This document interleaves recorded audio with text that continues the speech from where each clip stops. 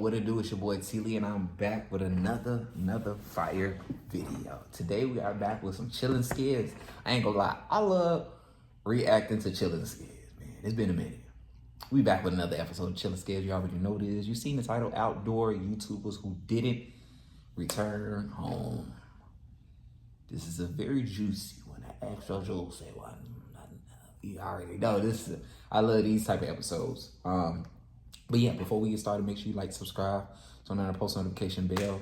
You already know what it is. We're on that road to 100K subscribers. Let's go. Storm de Buell was a 22-year-old Belgian YouTuber known for sharing his adventures across Northern Europe. He never spoke in any of his videos and instead used the ambient sounds of nature to make his viewers feel like they were right there with him. And while he started uploading videos in August of 2024, he'd actually been solo camping ever since he was just 19 years old. At one point, he even biked over 3,700 miles or over 6,000 kilometers across Sweden all on his own. So he had plenty of experience surviving in the wilderness alone. However, when nature turns unpredictable, even the most prepared adventurers find themselves struggling to survive.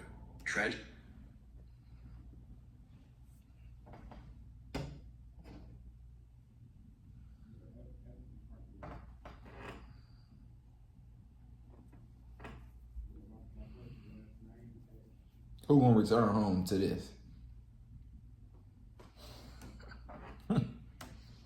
That's exactly what happened with Storm on the night of October 29th, 2024. He was recording another video, this time traveling through the Jokkmokk region located in the Swedish Lapland, known for its beautiful snowy vistas and frequent aurora sightings. Now, Storm usually parked his car in a nearby town and then ventured into the wilderness on foot with his camping gear. These trips often lasted multiple days, sometimes even a whole week before he made it back. October 29th was the last day of one of these trips. He was making his way back and was only a day's walk away from his car. But it was quickly getting dark and continuing to walk would have been extremely dangerous. So Storm made the decision to set up his tent and sleep for the night. A cold breeze was already sweeping through the region, prompting Storm to mount snow around his tent as a makeshift barrier before going to sleep. Unfortunately, nothing could have prepared him for the extreme weather he was about to encounter. Because just a few hours after setting his tent, the Jokkmokk region got hit by an intense blizzard with winds reaching up to 75 miles per hour or around 120 kilometers per hour. Damn! Snow quickly started piling up all around his tent as well. But worst of all, the temperature not only fell below freezing to 21 Fahrenheit or -6 Celsius, the strong wind made it feel as cold as 0 Fahrenheit or -18 Celsius. Maybe he realized the gravity of his situation at this point and wanted to contact his loved ones. Because at around midnight, his friend received a video of him showing his tent getting torn apart by the terrifyingly strong wind, with him stating, "Tonight it's going to get worse, Jesus Christ." He also called his grandmother right after and reassured her of his safety, stating, "It's snowing heavily here, but don't worry, I'll survive, you know." Then at 2:36 a.m., the Swedish authorities received an SOS call from Storm. He reported multiple injuries, including a broken nose, and requested immediate help. Unfortunately, the strong wind made it impossible to reach him with the helicopter, and the snow obstructed any rescue efforts on the ground. The blizzard eventually subsided at around 10 a.m., and the rescuers rushed to Storm's last known location. Sadly, by the time they found him, it was already too late. The lower half of his body had turned purple due to the extreme cold, and even the blood on his face from the broken nose was frozen solid. Oddly enough, he was found roughly 1.6 miles. That bad boy was an icicle. Legit. Y'all gotta be safe out here, man. That anybody that does stuff like that, you gotta be safe, bro. I understand you wanna live life, you like the adrenaline for some people. I'm talking about in every category. People that love doing the wild wilderness stuff, jumping out of planes and stuff. Make sure you are 10 steps ahead on your safety. You know what I'm saying? We did another episode where a person jumped out the airplane and thought he had his parachute. Whole time it was another book bag that wasn't the parachute, but it looked like the parachute. You know what I'm saying? Just stuff like that. Stuff like, he could have waited. He could have waited. You know what I'm saying? But I understand he assumed probably like, nah, it ain't gonna get that bad. And it be them days that you don't really go with your gut feeling. 2.6 kilometers away from his collapsed tent. It's unclear if he was forced to ditch the tent after it collapsed or if he set out before that happened. In either case, he was walking towards his car when he likely fell, broke his nose, and then contacted the authorities. The only silver lining in Storm's tragic end is that at least he died doing what he loved, as he told his father when he first started going on these solo camping trips. "Dad, it took me a long time to know what I wanted, but that's what I want."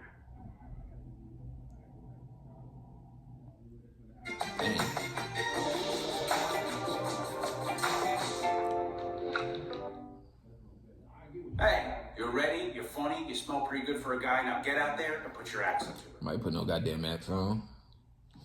That's that Hannah version spray. He was a 31-year-old YouTuber and influencer from Scottsdale, Arizona.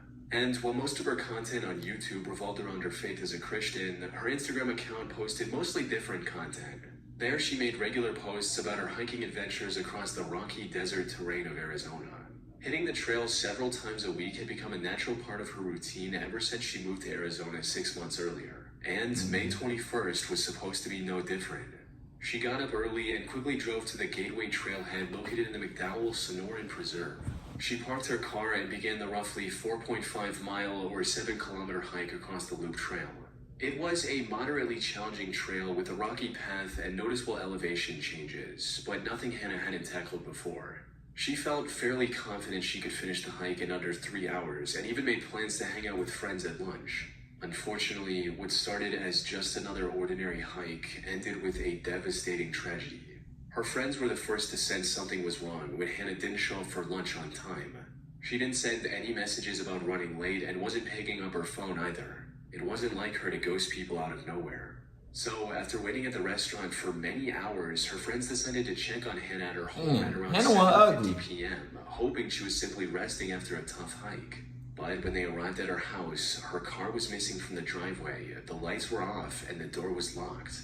Seeing this, they immediately contacted the authorities. They found her car still parked at the trailhead, and it wasn't long before the search party was looking for Hannah across the Gateway Loop Trail with helicopters, drones, and canines. The search was eventually called off at 11:30 p.m. due to the darkness and resumed the next morning with even more people partaking in the search. This went on till about 12:05 Please don't tell me she when a got. helicopter pilot made the Please don't tell me she got. Please don't tell me she got eaten by like a mountain cat or something. Please do not tell me that. Please.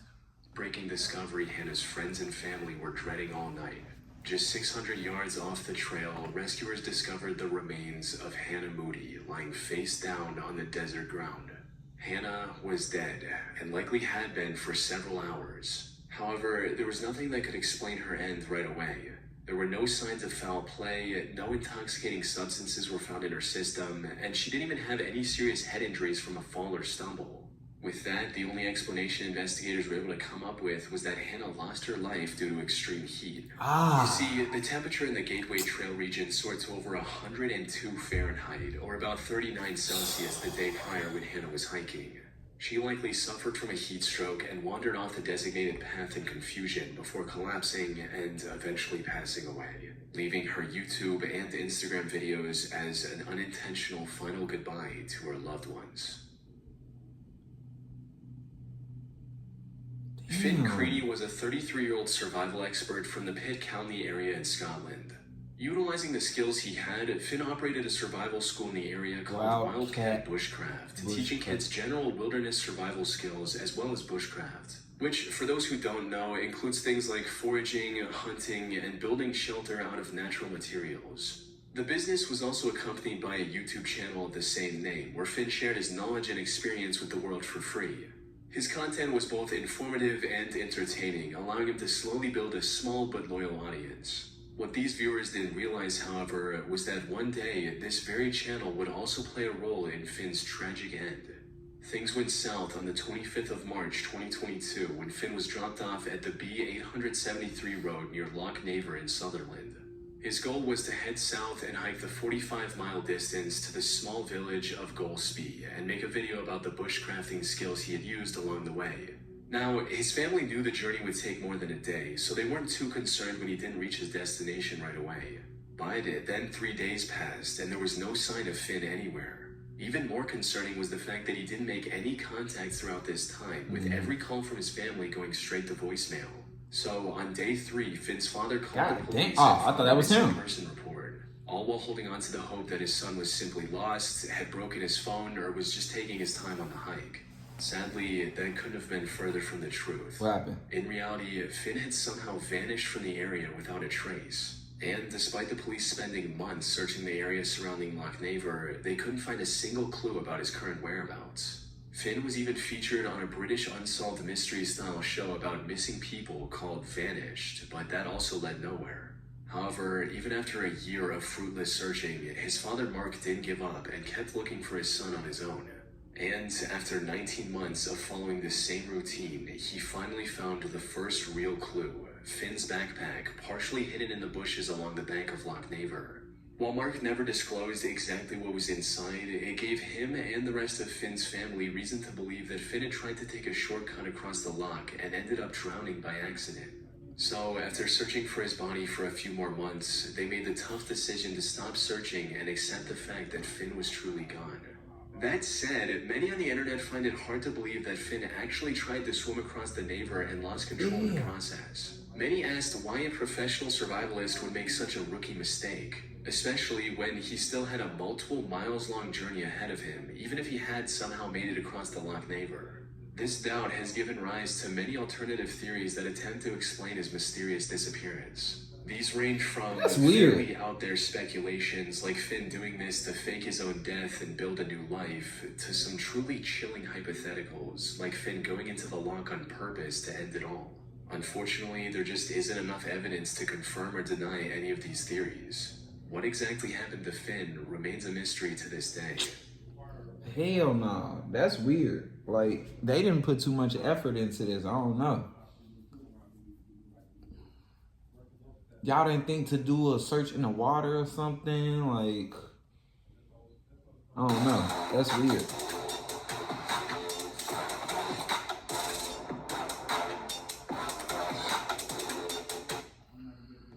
Andrew Cross was a 36-year-old outdoor YouTuber from Grand Junction, Colorado. His channel, Desert Drifter, featured content that could only be described as archaeology mixed with exploration. He visited and made videos about any place he found interesting, from thousands years old stone walls to abandoned German spy caves from World War II. Beyond just being educational, his videos also boasted top-tier production quality, helping Andrew amass a... What be making, like, what is it? Like, I understand it, but it just, my opinion, let me put it out there. I'm not putting myself in any position that if I know, like, man, it probably is going to be hard to contact somebody. It's going to be hard to contact the people that I love. Like, I'm not doing anything to try. I don't get why people be doing this type of stuff. I don't know. Choose another goal. Because it's just like the goal with these is like people, life's getting lost. Like, massive audience in just 14 months on YouTube. Most like, importantly, his view... Like, for this, go to a goddamn desert where you know you could probably, you know it's kind of safe. They be trying to go beyond where it's unsafe and be thinking like, yo, I'm finna do the unthinkable. Y'all be trying to do the impossible, the unthinkable and stuff, and not realizing, bro, it's a reason why. It's a reason for everything. Why stuff don't be cut off in certain areas and people just still be trying to be like, yo, it could be a gate saying mountain lions and tigers live over here and stuff. If you go over this gate, you will have a person be like, let's be the first to go over there so we can get aid. From these episodes, sometimes I be getting 1,000 ways to die. With his content and eagerly waiting That's what for I the get next from. upload. But then Andrew suddenly stopped posting after his upload in January 2025. Some assumed he was simply taking a break, while others figured the delay was due to his next video taking longer to produce. It wasn't until the 2nd of February that viewers received the truth from Andrew's wife, Evelyn. And it was far worse than any of his fans could have imagined. Andrew had gotten into a horrible car accident.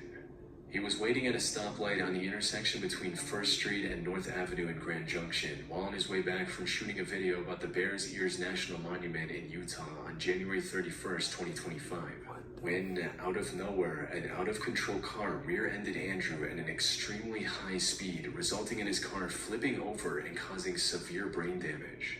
He was rushed to a nearby hospital almost immediately. Unfortunately, it was already too late. He spent over a month in the ICU and was put on life support. During this time, it became abundantly clear that Andrew sadly had no chance of recovering from his injuries. Damn. So on March 4th at around 10:50 a.m., his family made the difficult decision to let him rest and remove the life support system. Yeah, I know that could be the hardest thing to do. Devastating news for his hundreds of thousands of fans who were blissfully looking forward to his next upload not too long ago. These fans also banded together and raised over $544,000 for Andrew's family in their time of need. As for the person responsible for the crash, named Ragnar Nicholas Crystal, he was arrested 20 days later on February 21st and was later charged with vehicular homicide and driving under the influence. He's still awaiting conviction at the time of writing. Bro, I don't be No, we just did an episode with this. Well, okay. But this lady killed the police officer due to a car crash and stuff, but that wouldn't make sense. She had a seizure. Yeah, she had a seizure with that one, bro. But it's just like, you never know. You never know. Life, you never know, bro. This one was kind of like, this one, I don't know, I'm speechless with this one, bro. But y'all let me know in the comments what y'all think about this one. I appreciate y'all for watching. Make sure y'all like, subscribe, turn on that post notification bell. We're on the road to 100K subscribers. I'm out.